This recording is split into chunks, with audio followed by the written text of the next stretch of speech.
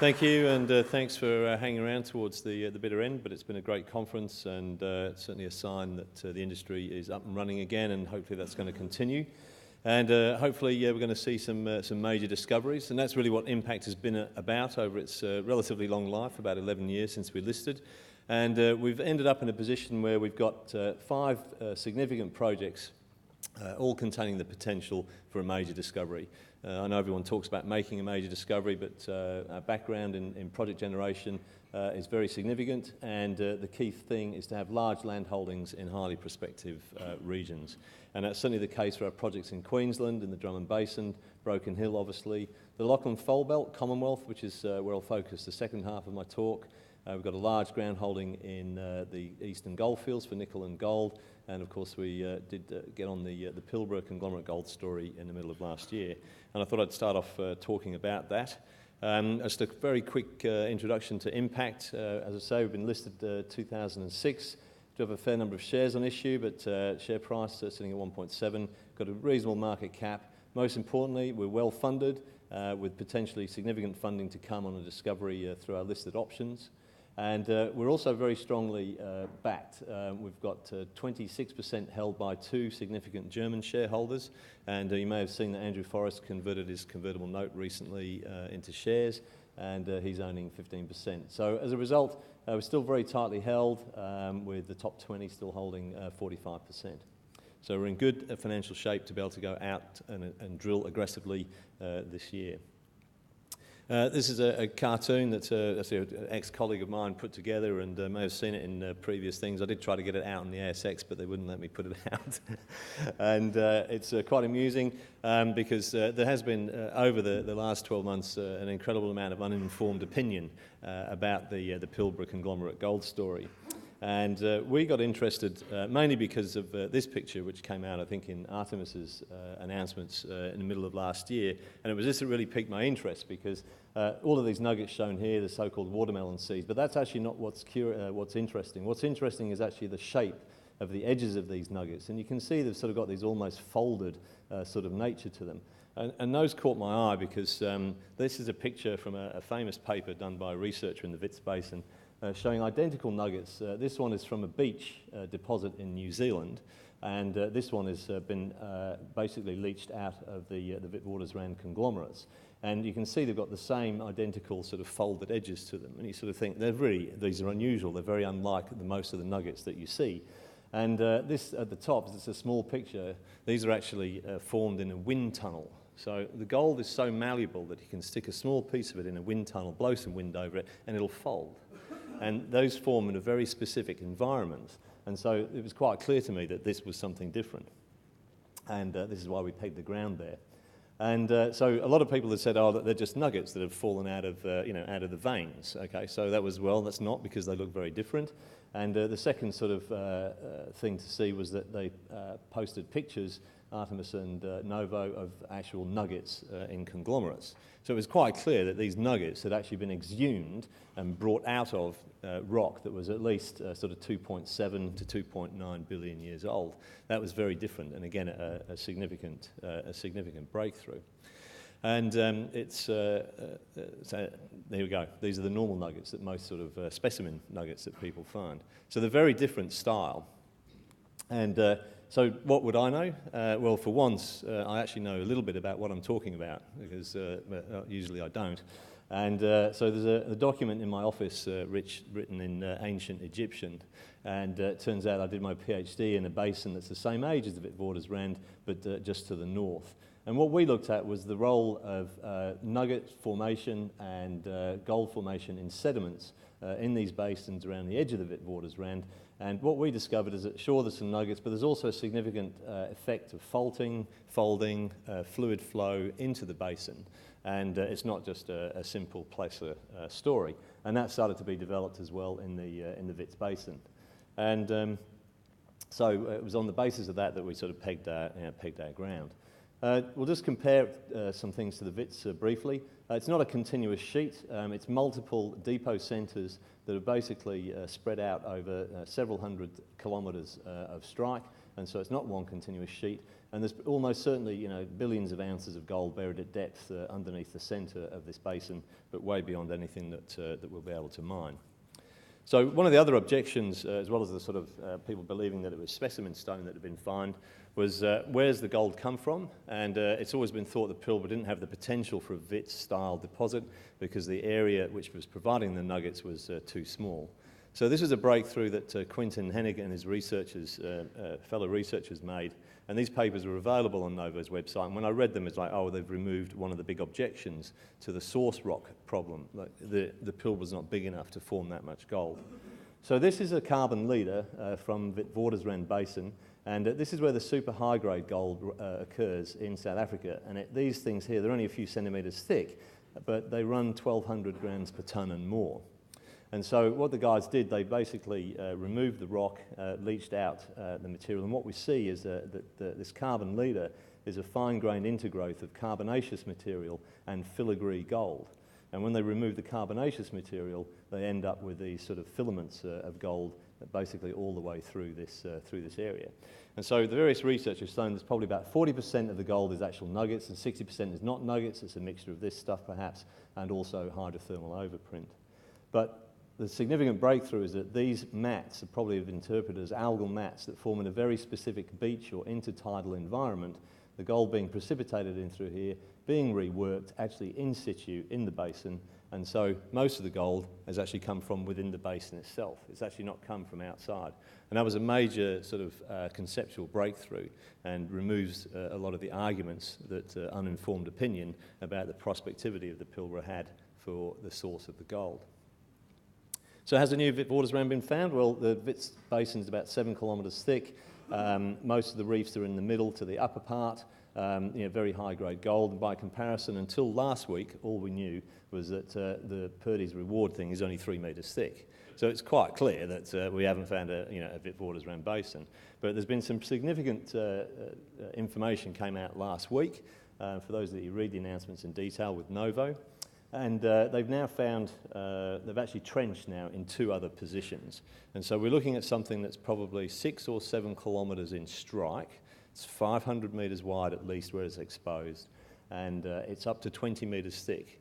Most of the nuggets are at the base. And you might have noticed that last week, the largest bulk samples that they've taken here, 300 kilograms, are all running 1 ounce to 3 ounces per grams per tonne.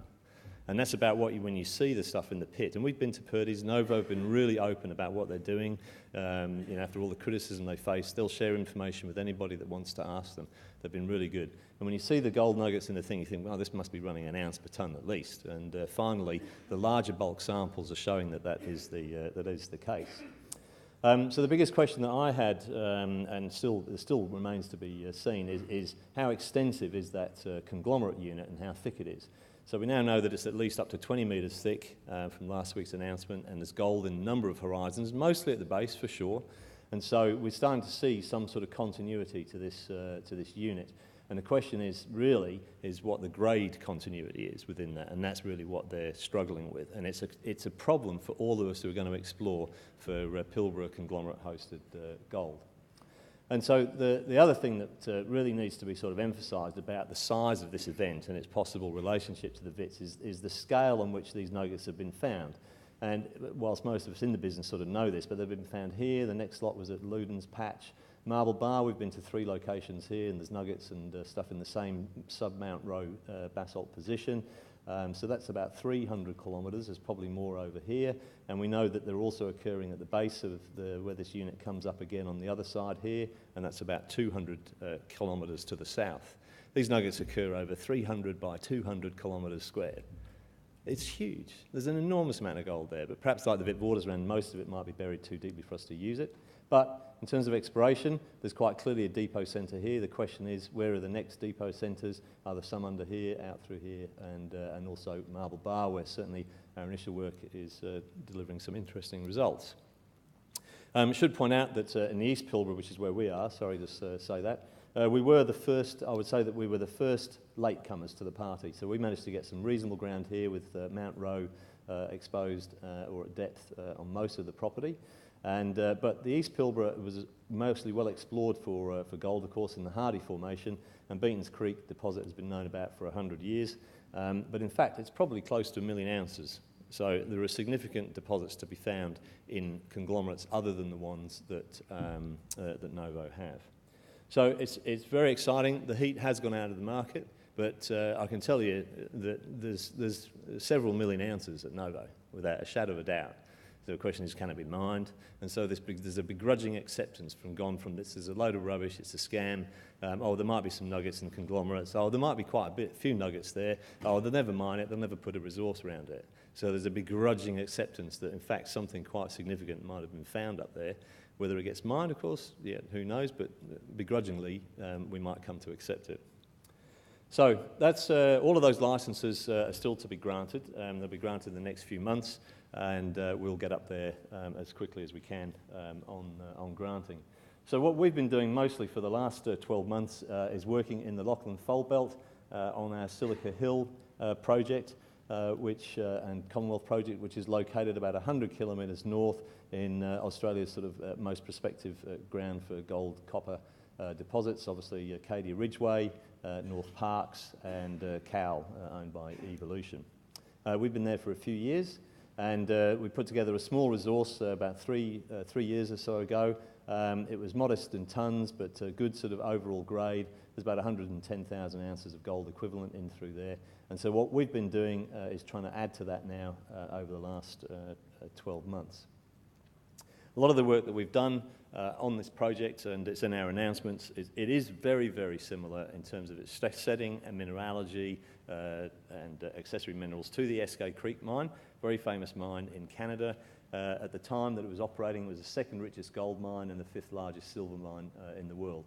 Again, modest size, but fantastic grade and a great sweet spot to be in for a junior explorer trying to get into development. One slide on Eskay Creek. It's multiple lenses. The scale 500 metres. It's about 1 kilometre in length. Multiple small but very high-grade lenses of massive sulphide, and it has a plunge to it. It occurs from surface down to about 700 metres, and there are multiple of these lenses and pods. But the significant thing here is the grade, sort of 20 to 150 grams per tonne, but very modest tonnage and size. So, sorry, over here, 150 tonnes. 50,000 tonnes, but it's running 150 grams gold equivalent. So we think we've found one of these lenses, very similar to something down here. Lots of drilling going on for similar massive sulphide pods to come. But about 15 months ago, we made a very significant gold-silver discovery only 100 metres away from the resource at Silica Hill, and it's extremely unusual. It has extensive visible silver minerals, ruby silver they're called, and it's unique in Australia. There is no other deposit that we know of that has anything like this mineral assemblage in there, and so there's something very special and very unusual about this deposit. It's been giving us some really interesting, significant grades of silver, bonanza grades of silver in places, which we'll come to, but increasingly we're seeing very good gold. People keep telling me it's a silver deposit, but they're sort of ignoring some very good high-grade gold results. And the important thing is that in many places it seems to be bulking out at large bulk mining widths as well. So this is a section we put out last week. We've spent a lot of time, because it was a new discovery only 15 months ago, much of the drilling that we've done since that time ended up being in what we call sort of a weakly mineralised carapace overlying the higher grade mineralisation. So it's a zone deposit. There's basically a barren upper zone, a low-grade silver zone, an increasing gold, and then we get into a high-grade gold and bonanza-grade silver zone, and that's exactly where we're sort of finished drilling at the moment. So last week's results, we had 22 metres at 1.7 grams gold, 276 silver, but we've intersected some very nice veins, 0.3 metres at 1.8 gold, 4,210 silver, and there's another separate vein, 0.8 metres at 13.6 gold and 40 grams silver. Hole nearby, Again, it's bulking out nicely, but we've got the 0.4 metres at 1.6 grams gold and 6,240 grams of silver. We're right in the bonanza zone of silver, and you heard Simon talk about these things. It is an epithermal deposit of sorts. Silver rich up here, and we're seeing increasing gold and better gold grades as we go down depth. And our belief and hope is that as we're getting deeper into the system, into this undrilled section down here, we're going to hopefully see some bonanza gold grades to go with that. And so just to finish off, last slide, sorry, what I've put on here. There's, just to show you the sort of scale of things, this is SK Creek at the same scale. So really, we've only just sort of started to touch the edges of this thing, and the down dip potential is very significant. And the last slide, just to put into context, the section I showed you is through there. We've had 3 holes here. They're the easternmost and deepest holes, and they've given us the best silver grades and amongst the best gold grades. And it's in the southern structure. There's a parallel structure to the north, which is where we spent a lot of time drilling this year. And I think we've had a breakthrough here in hole 78, which has given us a very significant intercept of low-grade gold and silver. But it's the first time that we've seen sort of significant gold appearing at this end of the structure. Wide open, plenty of space to have a significant discovery, and we look forward to getting back there within the next few months. So that's our story. Happy to answer any questions about nuggets or a load of old nuggets out on the with the beer after the conference is finished. Thanks, Siri.